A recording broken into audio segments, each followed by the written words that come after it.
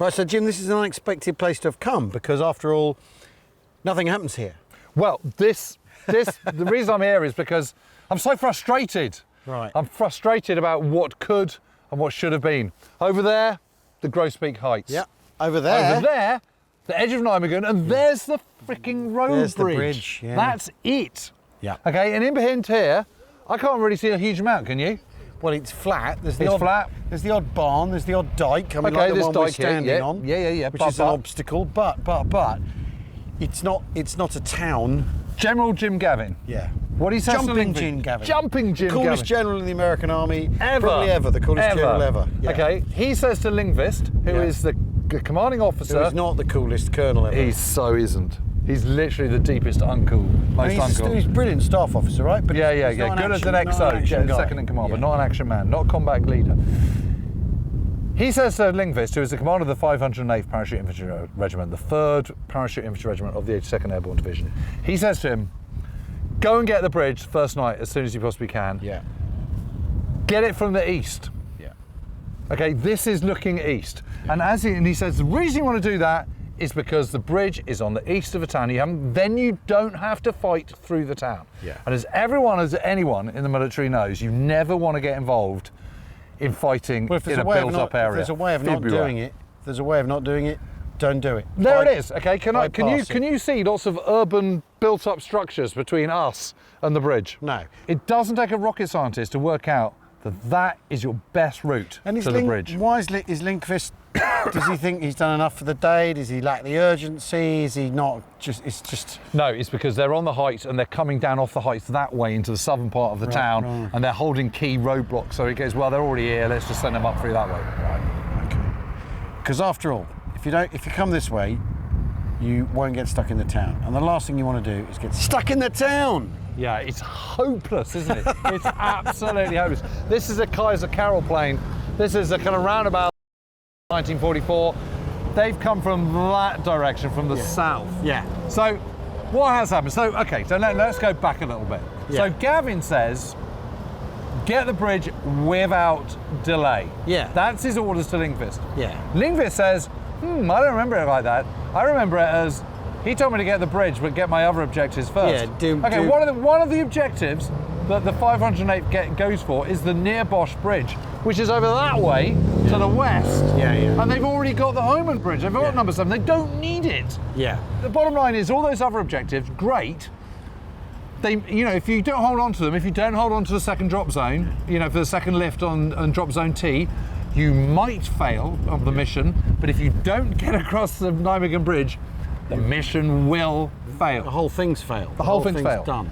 And the bottom line is we've seen that route that Gavin says. Gavin says, forget about priority of objectives. Gavin has said, get to the bridge and use this route, approach from the east. Yeah. Now we know that they've secured, the 508 have also secured the little town of Beek, which is just off the Grosbeak Heights, that northern bit of the Grosbeak Heights. Yeah. The easiest way to get to the road bridge is from over there. Yes, to swing round the right. Swing round because the eastern edge of the road bridge marks the eastern edge of the town. There is no town beyond the bridge, so attack it where you haven't got to fight through it. Otherwise you've got to fight through this. And what does happen is that Lingvist gives the task of taking the bridge to Lieutenant Colonel Shields Warren. Yeah. Shields Warren is the commanding officer of the 1st Battalion of the 508th. And he sends in a patrol, a handful of men, 24 men or something like that, at 6:30. Yeah. They get in and they hook up with the Dutch resistance. Yep. And the Dutch resistance goes, oh great, it's only 18 men, Germans, holding the bridge. Because a load of Germans have left, haven't they? 2 trainloads have left. Yeah. So the Dutch resistance say there are 18 Germans holding the bridge on the southern side. Yeah. But Shields Warren doesn't get that message. Their radio's dis. Yeah.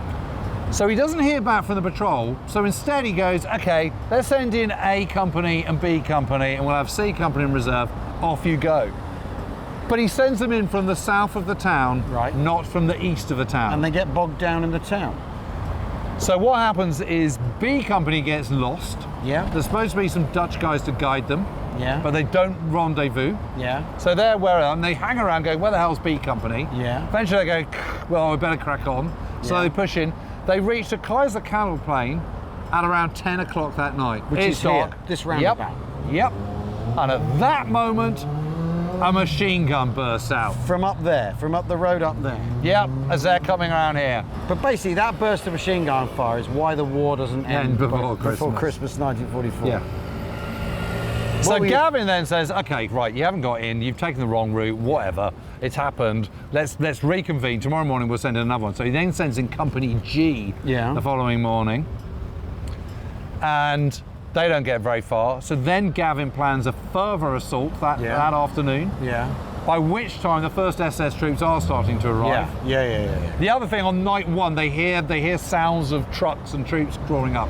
And what is most likely that they heard was the reconnaissance battalion of, I think, is it 10 SS or 9 SS? Gredner. Yeah, anyway. He sees reconnaissance vehicles, but they turn around again. Yeah, they go back to Arnhem, and attack in Arnhem the following morning. Yeah. So already troops are starting to arrive, a bit more troops are starting to arrive by the following day. D+1. Yeah. But then Browning vetoes it. Yeah. Well, quite why? I mean, he's not made any decisions up to this point, so maybe he's feeling he needs to make a decision. Well, maybe. And there's no question that they are being attacked by the 406th Useless Division from the Reichswald, and they have a bit of a fight to secure drop zone T, which they do by 2:15, and literally 15 minutes later, the first gliders land. So the second lift, you're right, is an absolute curse.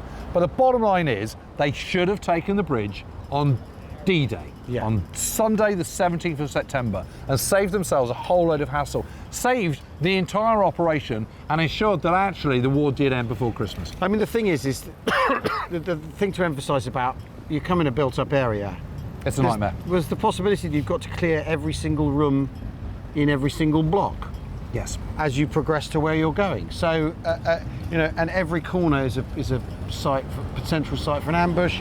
You can't see. Wide open streets are easy to fix machine gun lines down. Corners are easy to sight guns on. The whole thing is so much more of a challenge, particularly for infantry without armour. And that's what we're talking about. That is what we're talking about. Yeah. And just think about where we are. Okay, so we're now in peacetime. There's lots of cars. It's 80 years on. There's lots of bicycles and lots of cars where there wouldn't have been in 1944. But just look at the landscape. Yeah. Look at the environment, and then think back to where we were at the start of this little episode. That beautiful open ground where you can exactly see what's what. Yeah. And then think of this. So if you don't take the bridge on D-Day, you don't take the bridge on D+1, you don't take the bridge on D+2. Well, you don't, because 30 Corps finally make contact across the Grave Bridge early on the morning of the 19th. Yeah. But by that point, they've got to wait for everyone else to catch up. And also, they're suddenly realising that by now there are lots and lots of German troops in Nijmegen, where there weren't on the 17th. Yeah. The SS, the 10th SS, and some reinforcements of the 9th SS have shown up. They're now blocking both ends of both ridges, fixing up their fields of fire. Yeah. There is a major fight around here. There's major fighting all the way up to the edge of the bridge. And it's not until the afternoon of the 20th that it's finally cleared. And it's only cleared then with a combination of an all-out effort by the 82nd Airborne and large numbers of 30 Corps, the Guards Armoured. Okay, I've got something profound for you. Oh, watch out. Yeah. Doesn't matter what stage of the war you're at, if you're the Allies, it's tougher fighting against Waffen SS troops than it is old men and teenagers. Yeah. And there may be no old men and teenagers here on Sunday and into Monday. Yeah. But this is, the element of surprise wore off quite a long time ago. Yeah, it has by D+1, by D+2. Certainly by D+2. And the Germans are organised and coagulating, as it were, around where they think the problems are. And they're regaining their balance. The point is although they're not all volunteers, the people that are in the SS ranks, they are all disciplined. They'll do what they're told. Politically motivated, for want of a word. And a lot of people are politically motivated. Yeah. And even though they're rebuilding, and they're not at full strength, they're not at 20,000 men, they're more like 7 or 8,000. Yeah. That's still quite a lot. Yeah. And that is comparable with an airborne division in terms of fighting men. Yeah. And they've also got a lot more heavy equipment. Yeah. They've got guns, they've got self-propelled guns, they've got tanks, they've got Tigers, they've got Panthers, they've got Panzer Mark IVs, they've got Stugs. You know, they've got Offenröhrs, they've got Panzerfaust, they've got lots of machine guns, MG42s that fire incredibly rapidly at 23 bullets a second, etc., etc. Well, they've also got a very clear objective. You know, they've not got to take the initiative here. They've got to keep. It's the Allies who've got to figure out. They've got to defend. They've got to defend, and it's a built-up area. You know, the railway bridge is over there. It's literally just over there. Marshalling yards are over there. This is the Valkhof Park. Yeah, but the railway runs that way. Beyond that is the road bridge. Yeah, and the town, and what's happening here where we are is an attempt to peel round, go round the direct approach, isn't it? Yeah. Coming along the riverbank to get up to the bridge. Yeah. But what the SS have been doing is setting fire to buildings, smashing stuff up. Yes. I mean, literally starting fires in the town to make started and the whole smoke and make it. And also to make it seem for the attackers, i.e. the Allies, that there's more of them than there actually are. Yeah. It's terrifying fighting through fire because you can't see. It's disorientating and it's hot and it hurts. Yeah. If you get burned by it. Yeah. And it destroys things, which then buildings start collapsing. Yeah. Into the road. They don't care whether Nijmegen's destroyed. They just care about making sure they don't get across the bridge. Yeah, hanging onto the bridge. So there's two bridges. There's a railway bridge. Yep. So the whole point of this thrust here by the Allies is to attack the thing, okay, well, we haven't got a road bridge, let's at least get across the railway. You can always take a tank across the railway line if you need to. So that's the thinking behind there. And so what has happened is you've got two battle groups that have been sent here. You've got Kampfgruppe, battle group, Reinhard, which is from the 10th SS, and you've got Kampfgruppe Jülich, which is from the 9th SS. Yeah. Yep. And what you've now got is you've got 30 Corps here. So they arrive on the morning of D+2, your Black Tuesday, the 19th. Tuesday morning, yeah. So they arrive here, and by the afternoon, General Horrocks, commander of 30 Corps, has arrived as well. He's up in position. He's talking to Gavin at his CP. Yeah. We're saying, okay, what's the plan then? And Gavin goes, okay, this is what I think we should do. What we should do is we should hit both bridges from the south. We should go through the town with as much force as we possibly can, and then we're probably going to have to do a river crossing. Yeah. And Horace goes, well, that's okay, because I've got 33 boats with our engineers in our engineer train. Somewhere at the back of the traffic jam. No, but they're going to be here by tomorrow morning. So we can't, maybe not do the river crossing today, the Tuesday the 19th, but first thing tomorrow morning, the 20th, not a problem, we're going to be able to do it. Yeah. But let's crack on with fighting through the town. Yeah. But what a difference. Yeah. What a difference 2 days makes. 2 days makes. 48 simple hours. Then we need to. So this is. So this is the railway bridge thrust. I'm no Dean of Washington. No, you're not. We need to get away from the scaffolding and go over to the main thrust into the town by guards armoured. Well, so this is So there's two thrusts. This is the western thrust, and this is a combination of D Company. Yeah. Of Colonel Benjamin van der Voort's 505th. They're the ones we haven't really talked about yet. Van der Voort. Yeah. So this is D Company of the 505th, which is 2nd Battalion, obviously, of the 505th, and they are there with a company of the 1st Battalion Grenadier Guards. Oh, jolly and good. a troop of the 2nd Grenadier Guards, because in Guards Armoured, what they had was these armoured divisions. They had motorised infantry, which was made up of one Guards battalion, and then they had armour, i.e. tanks, made up from another battalion. Yeah. So 1st Battalion is motorised infantry, 2nd Battalion is in Sherman tanks. Yeah. Well, and the reason for this is because the Guards have so many people that they're able to then turn themselves into a mechanised armoured formation. And the Guards, of course, they are supposedly elite soldiers, aren't they, as well? They have their own selection, they have their own way of doing things. They certainly have their own style and insouciance. Well, exactly, they have their own way of doing things, and strictly speaking, aren't part of the army. Are their own organisation. Yeah. And could promote whoever they want. They're like the Waffen-SS? And they're unsackable. Kind of. Well, in so much that they're kind of part of it, but not part of it. Yeah, they're set aside. Yeah. And you can't sack Guards officers if you're an army officer. It's part of the issue. But I mean, part of their USP. Part of their USP. But they come good here, is the truth, don't they? Well, they do really, really well. And what happens is you've got this American and British force. Yep. So British armoured troops in American tanks. Yeah. We have British infantry and American infantry. There's D Company working together. They start clearing the marshalling yards so that they can attack the bridge, the railway bridge, not the road bridge. And they're doing absolutely fine, and then they get stuck here. And the first lead Sherman tank gets knocked out as it's coming up through southern part of Crayonhof Park, gets knocked out on the corner, and they don't make any progress that day. So that's the 19th done. So they go, okay, it's getting dark now, league back for the night, because that's what tanks do, and we'll start again first thing tomorrow morning. Why do tanks do that at night? Because they're vulnerable at night, aren't they? You basically can't see anyone coming. So you can't see anyone coming, you can't see where you're going, can't see anyone coming. Sticky bomb the thing is, I think whatever. sometimes we take that for granted.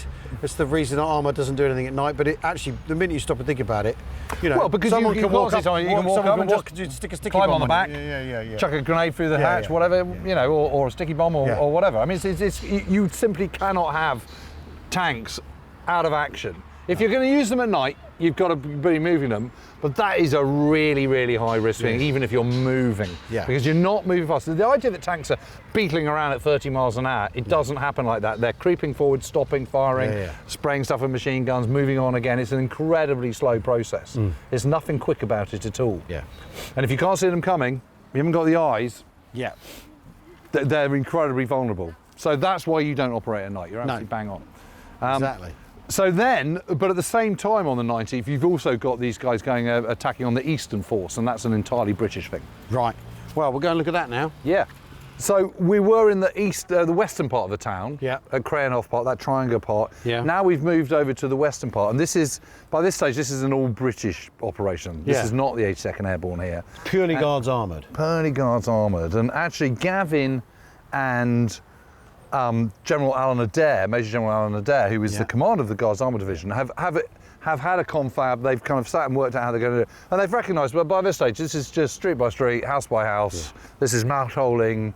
They're just going to have to do it hard. They have to do it the hard way. And they make decent progress on the 19th, all things considered. This is a major city and everything. But even so, they haven't just waltzed up to the bridge or anything like that. You know, what was very, very easy a few days earlier has become very, very tough. And here, this is the Valkhof, this park right at the heart of old Nijmegen. The top of old Nijmegen as well. The other thing is the ground comes right up here, and as we'll see when we get over there's the bridge below you. The bridge is just over there. Yeah.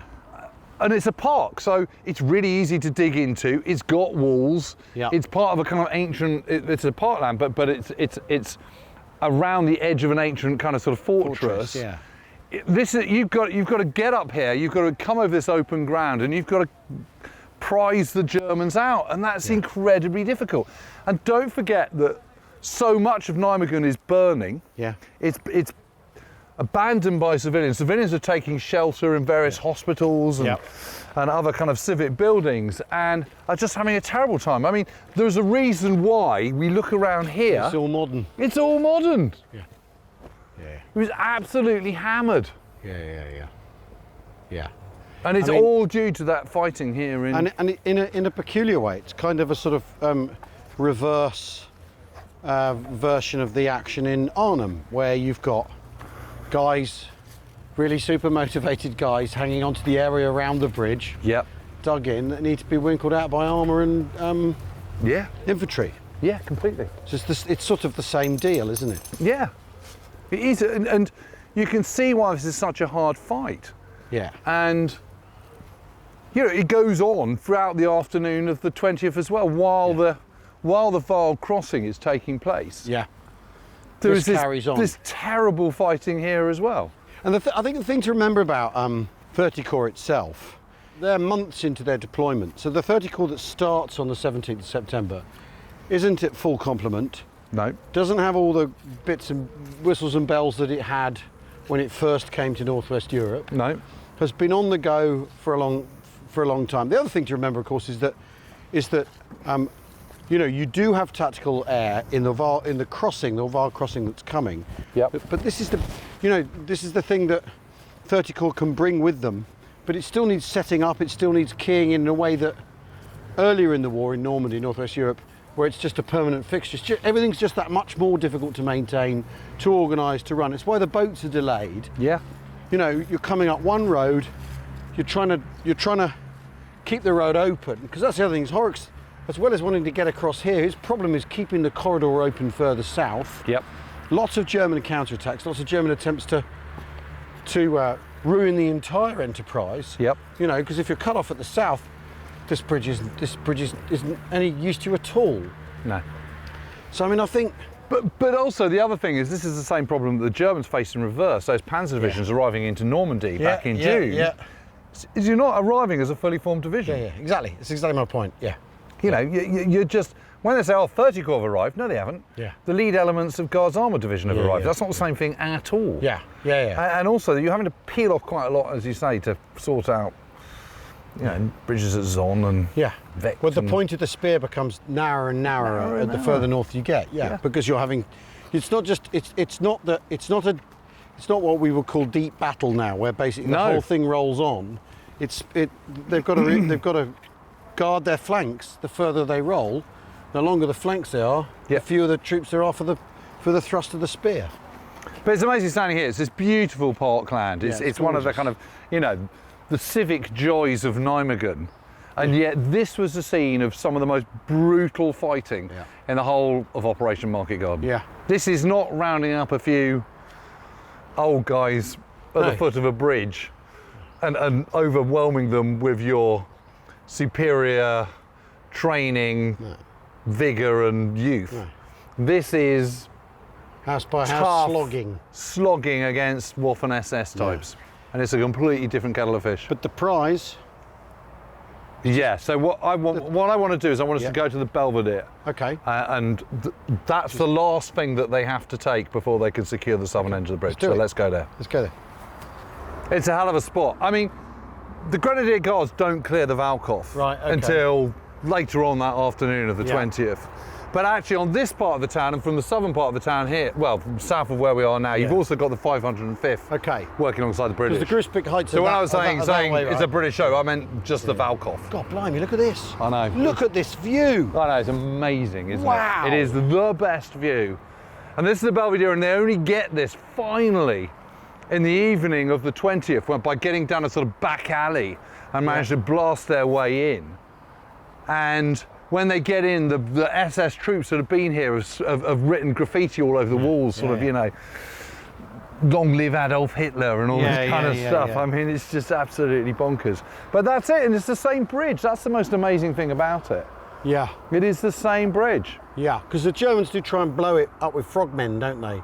A couple of days after. Yeah. They send frogmen down the river who are stopped and all that sort of stuff. And of course, it's rigged for demolitions and they don't blow it. Even when there's the opportune moment to do so. And I think that's Arnhem over there, isn't it? You can just see the high ground. Yeah. Yeah. That high ground there is Arnhem. Yeah. That's Arnhem. So that's what you're talking about. It's not very far. But of course, what happens is the 3rd 504th under Julian Cook, they meet Peter Carrington, later Foreign Secretary under Margaret Thatcher, and they are. He's literally second tank over, isn't he? That's or right. First tank? Yeah. And they stop. And they stop because, I mean, they have no orders to go any further. First things first. Also, the other thing is that all the German troops are killed. Yeah. So all the troops between here and the other end, they're just gunned down. They're killed, or forced to jump over and they drown. You know, it's a slaughter. It's a slaughter. It's a terrible, terrible sight. As you say, you know, the blood's still up from the guys who crossed the wall, and the guards stop, and some of the Americans are absolutely furious, aren't they? Yeah, Captain Burris jumps on Carrington's tank, and Carrington has to lock himself inside the tank because he's so angry. They're absolutely spitting, wild with anger that the British have stopped. And you know, but why have they stopped? But also they're in no position to keep going. Well, no, of course not. And this goes back to what we were talking about there, is that yes, 30 Corps are here, but this is four tanks. There's no way you're getting a tank brigade over the bridge in any short order. Because the rest of them haven't caught up. Nijmegen's on fire. Yeah. Rubble everywhere. Yeah. And your guns aren't keyed in.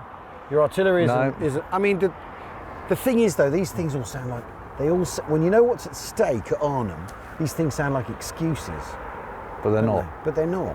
And just because it seems unbelievable doesn't mean it can't be explained. The thing. That, you know, it's not a lack of urgency. The lack of urgency is earlier in the campaign, is on D-Day, when you don't take this bridge. You wouldn't have needed to do any of this. Yeah. If the bridge had been taken on D-Day or D+1. But I think when you're looking at this, you feel like you can picture tanks going across that. Yeah, completely. I've seen pictures of it in a way that you can't with the river crossing. River crossing. No, this is you can completely see it, and you can completely see also how really difficult it is to take the ground around it and the approaches to the bridge and control them. Forward observation officers, you know, you've got spotters. I mean, you know, the joke in Normandy is, where's the OP? Look, there's a castle overlooking the bridge. There's the OP. You know, and there's snipers in the bridge, isn't there? Yeah, there's a guy who climbs up onto the superstructure, doesn't it? And they have to shoot him down from Carrington's tank. But you can see that, you know, once you hold this, you've got it, because you can look down on that, you can shoot anything up, and then you're holding the bridge. You're holding it. You've got it. It's about securing each end, isn't it? Yeah. It's a hell of a view, because you're looking at the same view. Okay, it's changed. You know, there weren't sort of florid flower. Yeah, there wasn't a sort there. of fake beach type kind of area down the sort of leisure beach thing down there. No, none of that. But it's the same. It's the same bridge. It's the same crossing point. It's the same ramp. This building is here. It's the same problems. It's the same problems, and it's so atmospheric, and it's just. Again, it's that sense of scale. There's the Grosbeak Heights just over there. There's your easy entrance to the bridge. If only they'd come in from over there. Yeah. I mean, crikey. Amazing. Anyway, I think what we need to do now is go and have a debrief over a pint. I think a glass of cold Dutch beer Yep. to wash away the day's walking, and also there's lots to talk about, isn't there? To the Blue Hand. Yes. Onwards.